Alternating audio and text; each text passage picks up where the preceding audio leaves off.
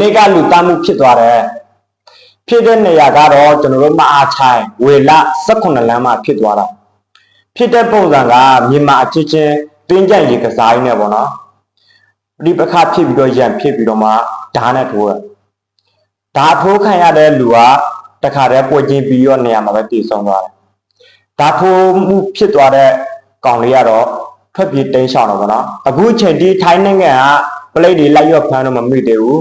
ဒီနေ့ကတော့တည်င်းမထုတ်ပြန်တဲ့အတွက်မသိသေးဘူးပေါ့နော်အခုလက်ရှိကတော့ထွက်ပြေးတိမ်းရှောင်နေတယ်ပေါ့ကျွန်တော်မြန်မာနိုင်ငံသားတွေကတတိရှိကြတယ်ဒါပေမဲ့မလိုအပ်တဲ့နေရာမှာတတိရှိတာတကယ်လိုအပ်တဲ့နေရာကြိုက်တတိရမရှိတော့ကျွန်တော်တို့မြန်မာနိုင်ငံသားတွေကိုထိုင်းနိုင်ငံသားတွေကဒီလောက်အထင်သေးနေတာနော်ဒီလောက်တောင်မှဖိနှိပ်ချုပ်ချယ်နေတဲ့ဂျာတွေက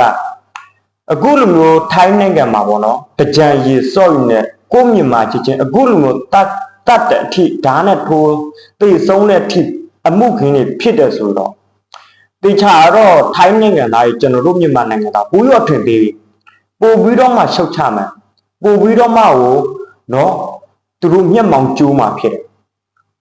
ဒါတော်မှမဖြစ်တဲ့လောက်ရပဲနော်မနစ်က